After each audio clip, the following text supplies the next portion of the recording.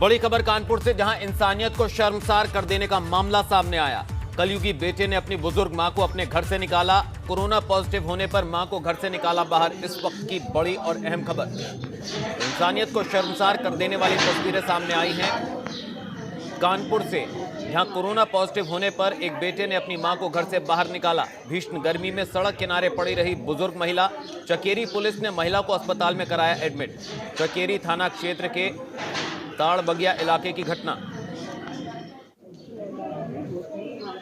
तो तस्वीरों में आप देख सकते हैं एक बुजुर्ग महिला, एक मां जो कोरोना पॉजिटिव हो गई और उसके बाद उसके बेटे की इंसानियत जो है वो खत्म हो गई। उसने अपनी मां को घर से बाहर निकाल दिया। तो भीषण गर्मी में, चिलचिलाती धूप में ये बुजुर्ग महिला सड़क पर पड़ी रही। बाद में पुलिस ने इसे अस्पताल में भर्ती कराया।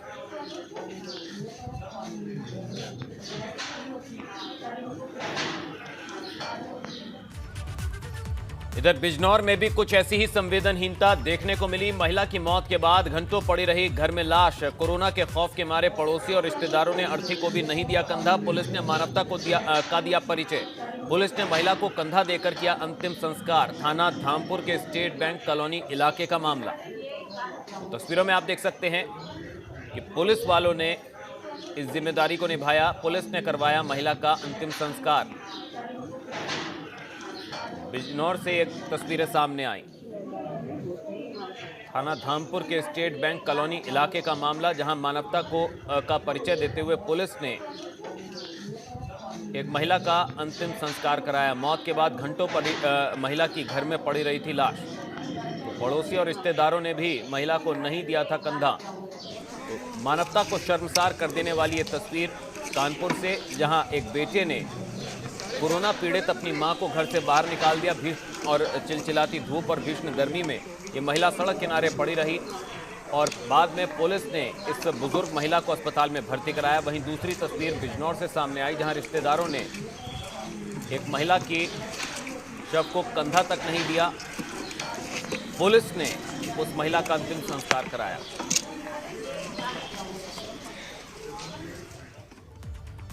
वहीं शास्त्रीय संगीत की बेमिसाल जोड़ी अपने सुमधुर आवाज से वाराणसी की संगीत परंपरा को बुलंदियों तक पहुंचाने वाले पंडित राजन मिश्र अब नहीं रहे। राजन साजन मिश्र के नाम से मशहूर ये संगीतकार जोड़ी आज टूट गई। पंडित राजन मिश्र का आज कोरोना की वजह से दिल्ली के अस्पताल में निधन हो गया।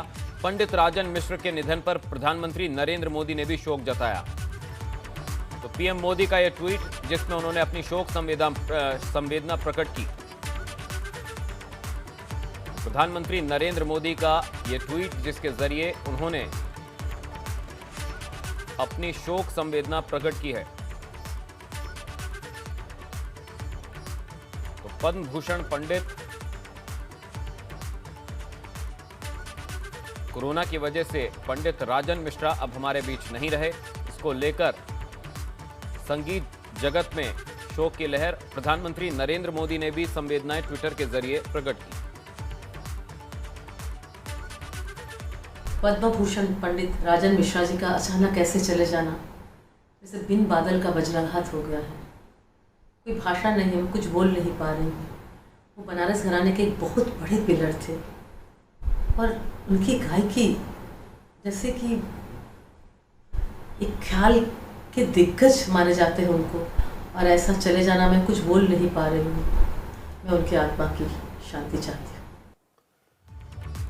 रुक करेंगे लखनऊ का। बड़ी खबर लखनऊ से, जहां निजी अस्पतालों में ऑक्सीजन के इस्तेमाल का ऑडिट कराएगी योगी सरकार। इस वक्त की बड़ी खबर। IIT Kanpur, IIM Lucknow, IIT BHU करेगा ऑडिट। ऑडिट की मॉनिटरिंग की जिम्मेदारी एसीएस गृह को सौंपी गई। कालाबाजारी और जमाखोरी की खबरों के बीच सरकार ने एक कड़ा फैसला लिया।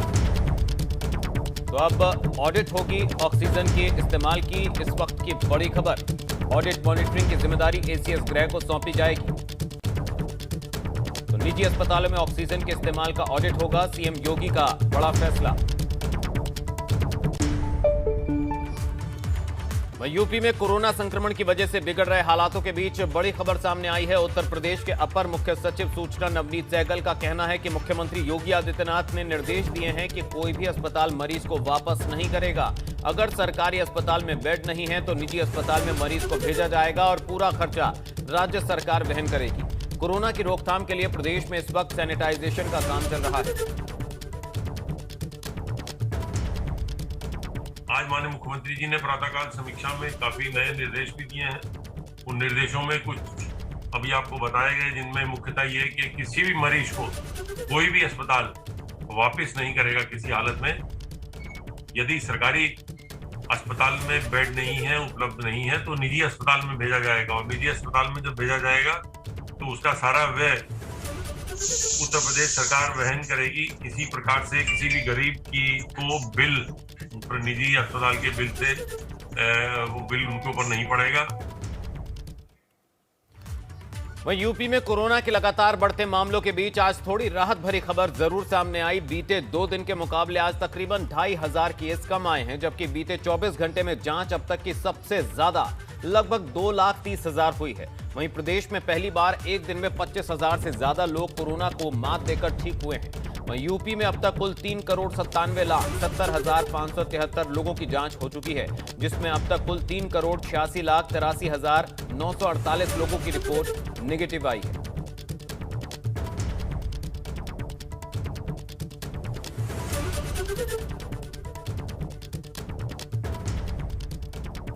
विगत 24 घंटों में 35,614 नए केस सामने आए हैं। इसी अवधि में डिस्चार्ज होने वालों की संख्या 25,633 है। कुल एक्टिव केस की संख्या इस समय 2,97,006, 7,77,844 व्यक्ति संक्रमण मुक्त होकर स्वस्थ हो चुके हैं। कोविड संक्रमित व्यक्तियों में से आज तक 11,165 लोगों की मृत्यु हुई है। कल प्रदेश में 2,29,578 सैंपल्स की जांच की गई। इनमें से 1,07,000 से अधिक RT-PCR की जांचें थी। उत्तर प्रदेश में कोरोना के मामलों में लगातार बेतहाशा वृद्धि हो रही है, लेकिन रविवार को जो आंकड़े सामने आए उसने थोड़ी राहत जरूर दी है, क्योंकि बीते 24 घंटे में पूरे उत्तर प्रदेश में 35,000 से ज़्यादा नए मामले सामने देखने को मिले हैं, जो बीते 2 दिनों के मुकाबले तकरीबन 2,500 कम है। वहीं पहली बार पूरे प्रदेश में 2,30,000 जाँच भी की गई, और इसमें से 1,07,000 जाँच RT-PCR के जरिए की गई। वहीं अगर हम 24 तारीख की बात करें तब 2,25,000 जांच की गई थी और मामले 38,000 से ज़्यादा सामने आए थे, जबकि 23 अप्रैल को 2,25,000 के आसपास जांच हुई थी और मामले 37,000 से ज़्यादा सामने आए थे। वहीं राजधानी लखनऊ की भी अगर बात करें तो बीते कुछ दिनों से जो नए मामले सामने आ रहे हैं उससे ज़्यादा रिकवरी लखनऊ में भी देखने को मिल रही है। अगर रविवार की बात करें तो राजधानी में तकरीबन 5100 नए मामले सामने आए हैं, जबकि रिकवर होने वालों की संख्या 6,000 से ज़्यादा है। वहीं अगर 24 तारीख की बात करें तब भी जो नए मामले थे उनसे ज़्यादा रिकवर होने वालों की संख्या थी, और अगर 23 तारीख की बात करें तब भी रिकवरी ज़्यादा थी। यानी ये आंकड़े ये बता रहे हैं कि संक्रमण की जो दर है वो थोड़ा कम हुई है और पॉजिटिविटी रेट जो है वो थोड़ा बढ़ा है। ऐसे में ये आंकड़े ज़रूर राहत लेकर आए हैं। कैमरा सहयोगी पंकज निगम के साथ अनुभव शुक्ला, AP गंगा, लखनऊ। वहीं कोरोना संक्रमण की कमी पर सीएम योगी का ट्वीट भी सामने आया। 24 घंटों में प्रदेश में 35,614 नए कोविड केस हैं। कल ये संख्या 38,055 थी। सीएम योगी ने ट्वीट कर बताया, यूपी में कोरोना संक्रमण के दर में कमी आई है, कोरोना हारेगा और देश जीतेगा। ये ट्वीट किया सीएम योगी ने, कहा हम तेजी से विजय की तरफ बढ़ रहे हैं। तो एक बार सीएम योगी ने फिर से लोगों से अपील की है कि लॉकडाउन का कड़ाई से पालन करें, रात्रि कर्फ्यू में भी बाहर निकलने से बचें, भीड़भाड़ वाले इलाकों में ना जाएं। और सीएम योगी ने कहा कि कोरोना हारेगा, देश जीतेगा।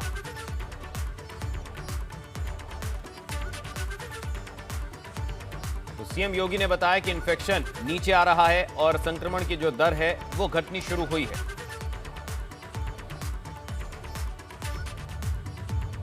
तो भले ही यूपी में कल के मुकाबले आज संक्रमण की दर कम हुई हो, लेकिन दुश्वारियां अब भी लगातार जारी हैं। 3 तस्वीरें आपको दिखाने जा रहे हैं आपकी टीवी स्क्रीन पर। तस्वीरें बरेली, नोएडा और आगरा की हैं। कहीं अस्पताल में इलाज नहीं मिल रहा है तो कहीं रेमडेसिविर के एक इंजेक्शन को लोग तरस रहे हैं। मरीजों के परिजन जो हैं वो तरस रहे हैं और कुछ लोग ऑक्सीजन सिलेंडर को लेकर परेशान हैं। 3 तस्वीरें फिलहाल आपके सामने हैं। आप देख सकते हैं कि किस तरह से दुश्वारियां जो हैं वो इस कोविड काल में लोगों की बढ़ गई हैं। तो बरेली, नोएडा और आगरा से तस्वीरें सामने आई। वहीं कोरोना महामारी के बीच मेरठ में चिकित्सा व्यवस्था पूरी तरह से ध्वस्त और स्थिति नियंत्रण से बाहर होती जा रही है। तमाम कोशिशों और दावों के बावजूद अस्पताल से लेकर प्लांट तक ऑक्सीजन के लिए मारामारी। सरकारी और निजी अस्पतालों के बाहर हाथों में ऑक्सीजन और व्हीलचेयर पर मरीज नजर आए तो कुछ मरीज फर्श पर तड़पते और उनके तीमारदार लाचार और बेबस दिखे। उधर इस महामारी के बीच एम्बुलेंस चालकों की लापरवाही देखने को मिल रही है। चालक बिना पीपीई किट पहने मरीजों को लेकर अस्पताल पहुंच रहे हैं। ऐसे में संक्रमण के फैलने का खतरा भी बरकरार है।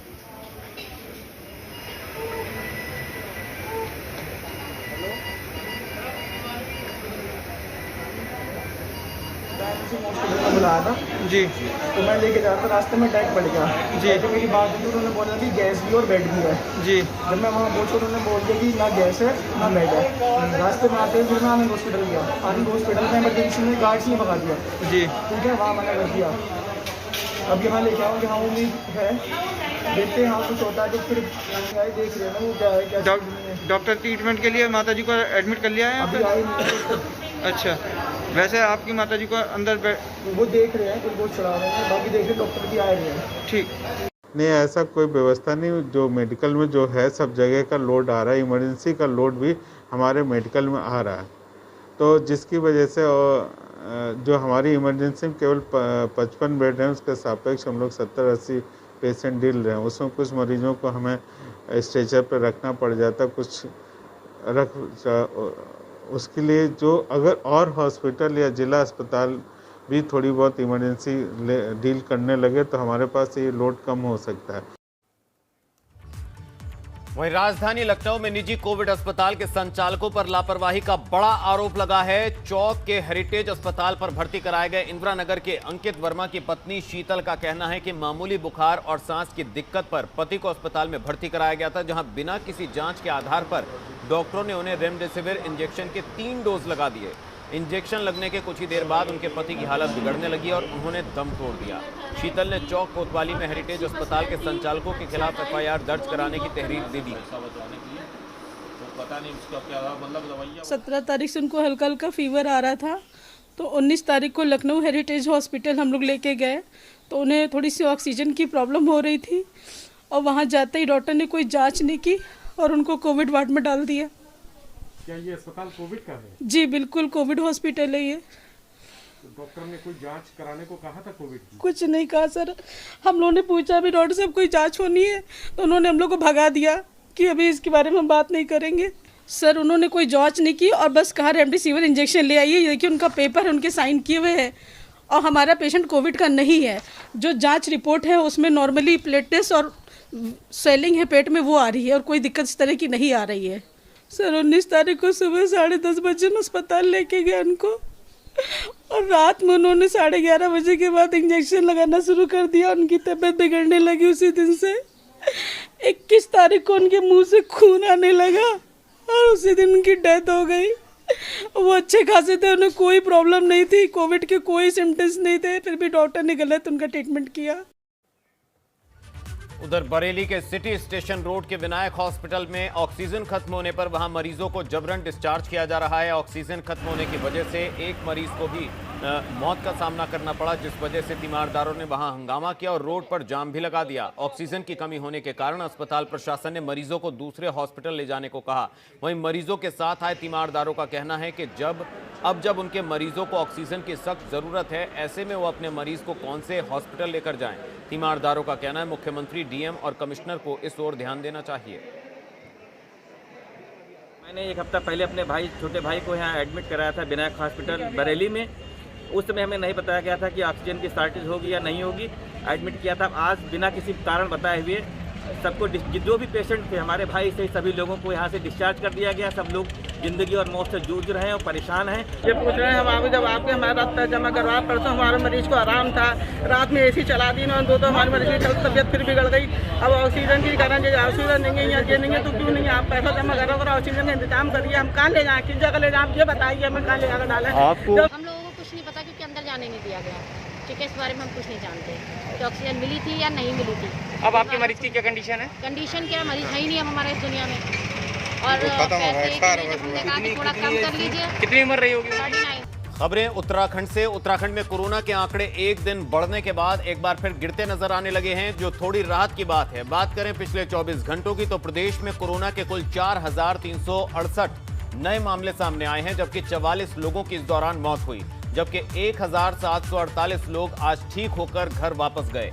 अब तक उत्तराखंड में 2,146 लोगों की मौत हो चुकी है। पिछले 24 घंटों में देहरादून में 1,670, हरिद्वार में 1,144, नैनीताल में 438, पौड़ी में 390, टिहरी में 110, उधम सिंह नगर में 200, चमोली में 43, अल्मोड़ा में 42, चंपावत में 100, पिथौरागढ़ में 72 केस आए हैं। राज्य में एक्टिव मरीजों की तादाद 35,864 हो गई है।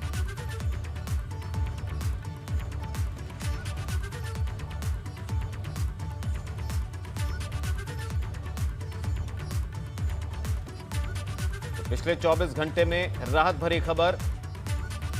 पहले के मुकाबले बीते 24 घंटे में कम केस दर्ज हुए हैं।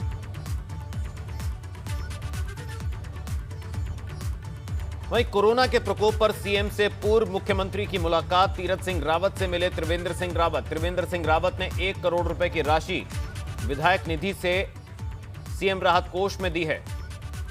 इसके साथ ही उन्होंने यह अपील की कि सरकार को महामारी से निपटने के लिए कड़े कदम उठाने चाहिए, इससे हिचकना नहीं चाहिए।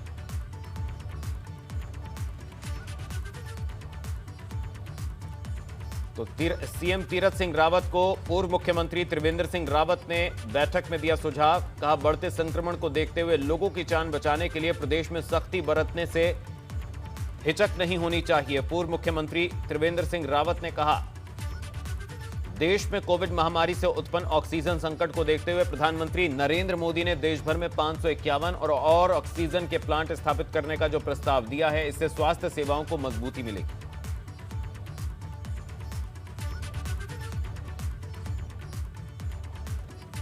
उत्तराखंड में वीकेंड लॉकडाउन के दौरान सड़कों पर सन्नाटा पसरा रहा और बिना काम के बाहर निकलने वालों की निगरानी भी की गई। आपको अलग अलग तस्वीरों के जरिए दिखाते हैं टीवी स्क्रीन पर 3 शहरों की तस्वीरें, जिनमें आप साप्ताहिक लॉकडाउन के असर को देख सकते हैं। तो देहरादून, जहां पर बेवजह निकले लोगों को पुलिस ने रोका और उनके चालान काटे गए। वहीं हरिद्वार में हर की पौड़ी का नजारा, जहां पर श्रद्धालुओं की संख्या में बेहद कटौती नजर आई, बहुत कमी नजर आई। वहां पर स्नान भी बहुत कम लोग करते देखे गए। वहीं पौड़ी में भी सड़कों पर सन्नाटा पसरा रहा।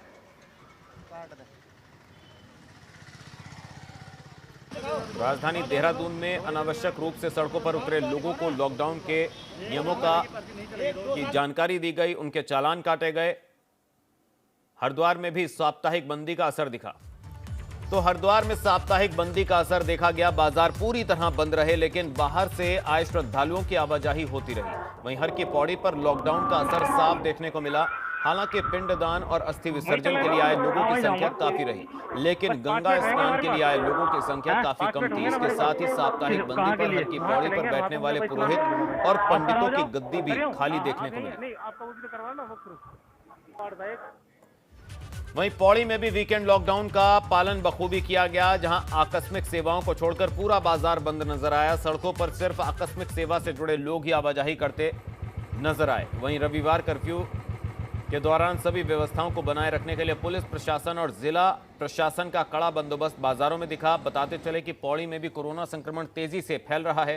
भयावह कोरोना की वजह से 55 लोग अपनी जान गंवा चुके हैं। जनपद में कोरोना को दृष्टिगत देखते हुए हर रविवार को एक कर्फ्यू घोषित किया गया। इसी को सुनिश्चित करने के लिए आज हम सीओ साहब के साथ और तमाम पुलिस कर्मी प्रशासन यहाँ पर आए और सुनिश्चित कर रहे हैं कि जो भी शासकीय गाइडलाइंस है उसका पालन कराएंगे।